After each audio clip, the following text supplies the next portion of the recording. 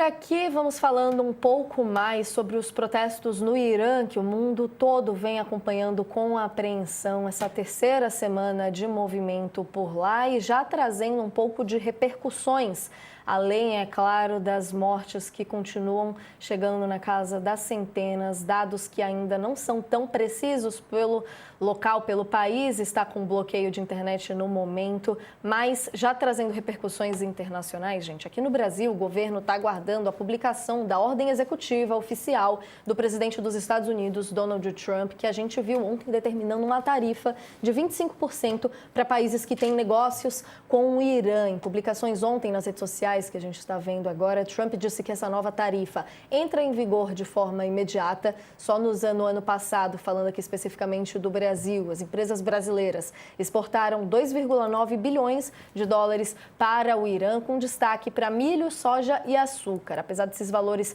envolvidos, o Irã não está entre os 20 principais parceiros comerciais do Brasil. De acordo com o Ministério do Desenvolvimento, da Indústria, do Comércio e Serviços, o país tem como os principais parceiros comerciais a Índia e a China, além de países, é claro, da região. Essa decisão do Trump pode agravar ainda mais a tensão no Irã, que a gente já falava por aqui ontem, tem uma raiz muito forte econômica, de desvalorização da moeda local também, como reflexo de todas as movimentações e repressões que a gente acompanha por lá. Centenas de iranianos morreram nos últimos dias em meio aos protestos que pedem a derrubada do regime dos ayatolás. Sakamoto, a gente vai analisar com calma toda a repercussão geopolítica do que está acontecendo no Irã, mas queria começar te ouvindo sobre essa decisão de Trump da taxa dos 25%, uma tentativa de estrangular mais ainda economicamente o regime no Irã, mas que vai refletir em uma série de países, né?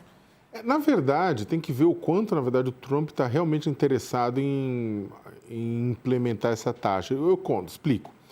Ele está numa grande saia justa para tentar...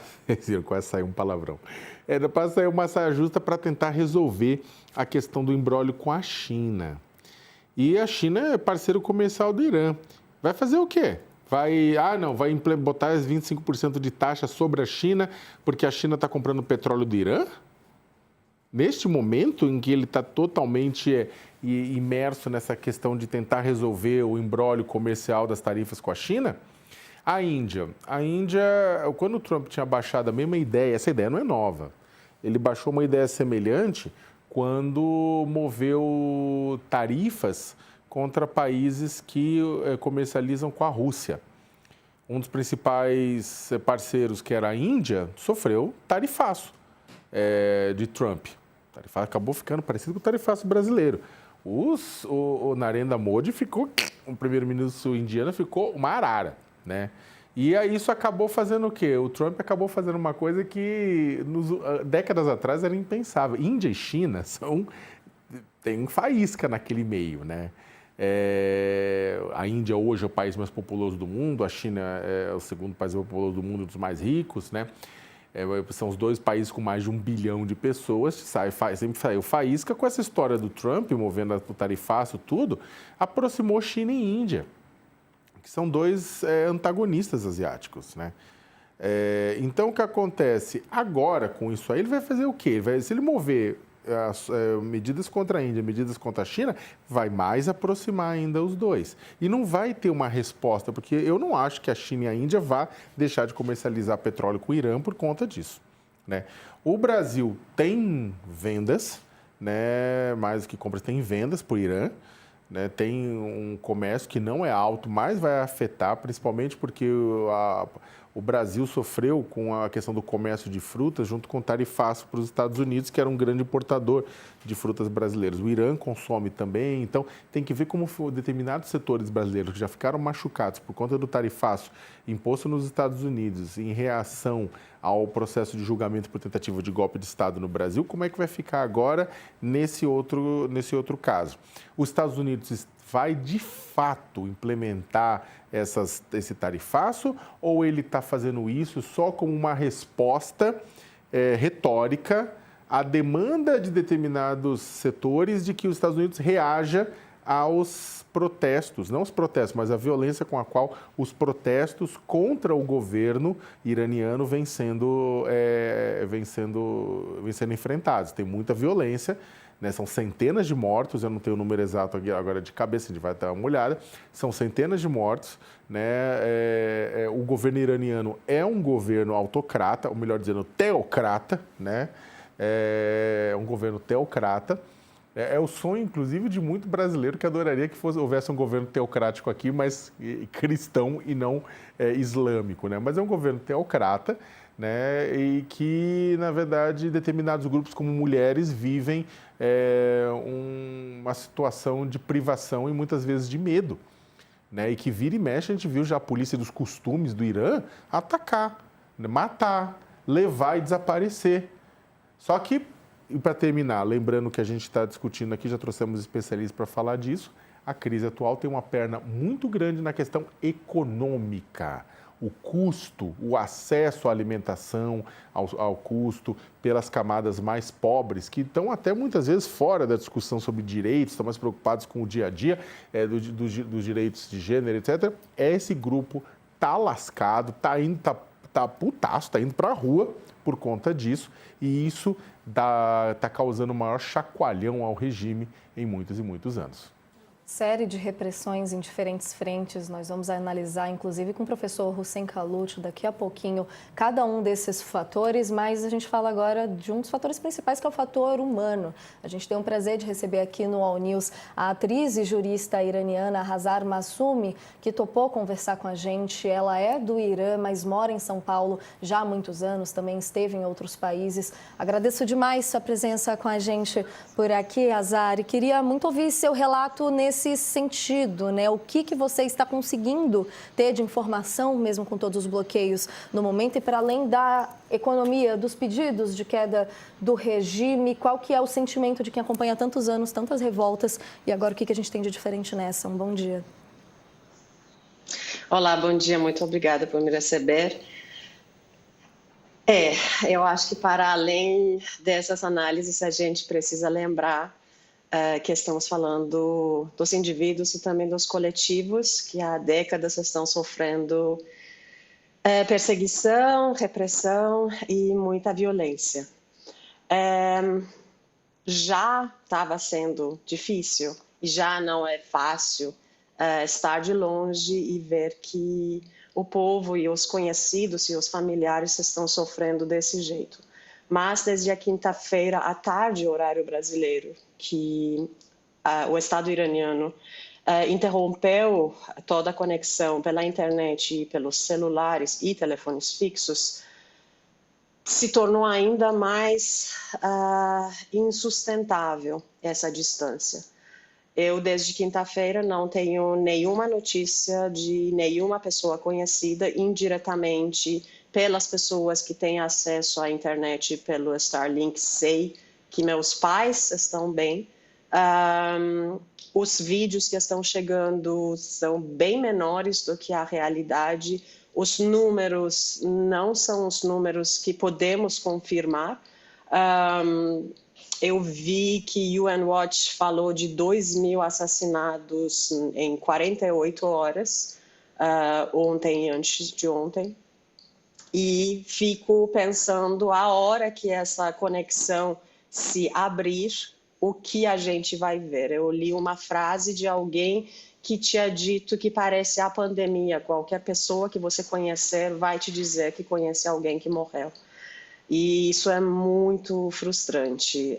É uma ansiedade que parece uma maratona. Você não sabe quando acaba e como uma pessoa da diáspora, eticamente, você precisa não se tornar ainda mais um problema de quem está dentro do país e se sustentar emocionalmente, pensar nos mecanismos de luta, se cuidar também, porque tem sempre esse fuso dos mundos para quem é da diáspora. Uma vida, por exemplo, no meu caso, uma vida brasileira que acontece, todo mundo está pensando no Globo de Ouro, na minha bolha, e eu preciso reagir a esses fatos brasileiros, mas também tenho quase toda a minha cabeça em um outro continente ao eu não tenho acesso a. Muito forte quando você diz isso. O Sakamoto também quer fazer uma pergunta. Casar, bom dia, obrigado aqui pela presença no All News. Como é que vocês veem essa questão das lideranças locais? Você mesmo colocou, é claro, que desde que o regime iraniano bloqueou a internet claramente para tentar manipular o processo de chamamento para as manifestações, que estava muito grande, né?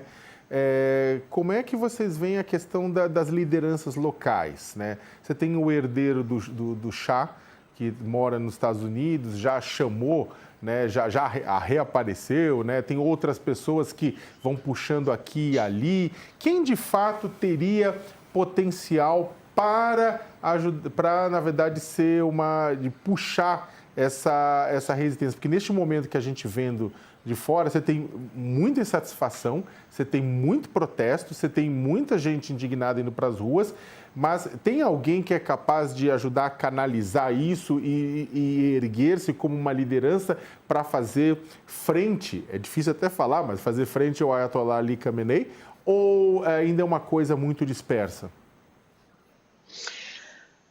Olha, uma coisa é minha posição pessoal, ideológica, o que eu desejaria. Outra coisa é a realidade de umas pessoas que estão enfrentando e lutando contra esse regime ao mesmo há décadas. Assassinados pelo Estado tem etnia, tem classe. Isso a gente não pode esquecer. Durante o movimento Mulher, Vida, Liberdade, a gente tinha esse orgulho de chamar um movimento muito orgânico, que vai precisar de uma liderança funcionando, seguindo a cultura de lutas dos povos curdos. Já a Mulher, Vida, Liberdade de Indiana Azadi veio da filosofia curda de luta, parecia estava funcionando. E justamente a partir do momento que a oposição na diáspora começou a querer vingança, foi a ladeira. Dessa vez, eu acho que a diferença é que a última gota d'água. Então, você está analisando umas pessoas desesperadas. Tem um slogan que está se repetindo muito, que isso é este é o último combate, o Pahlavi vai voltar. Bom, rima em persa, não rima em português. Eu estava pensando hoje que a primeira parte desse slogan, eu acho que tem mais verdade do que a segunda parte. Você está pensando necessariamente como iraniano a partir do lugar de um monarquista tradicional que sempre foi monarquista, que sempre quis esse regime de volta. A idade média no Irã é 33 anos. Então, essas pessoas nem conheceram outro regime. É muito mais sobre uma mistura de um desespero e um saudosismo. E também, nos últimos anos, teve uma forte influência de algumas televisões monarquistas da diáspora para cultivar esse saudosismo. Eu, pessoalmente, não posso inculpar ou julgar moralmente um povo que não tem nada além do seu próprio corpo para combater. E esse combate não começou ontem, de querer um salvador, mesmo que esse salvador nunca tenha mostrado nenhuma capacidade. Eu acho que o consenso no Irã é mais sobre o que não queremos e que esse regime é insustentável do que queremos exatamente esse regime. E eu acho que nem o príncipe herdeiro realmente gostaria de ter essa vida. Ele está sendo obrigado também.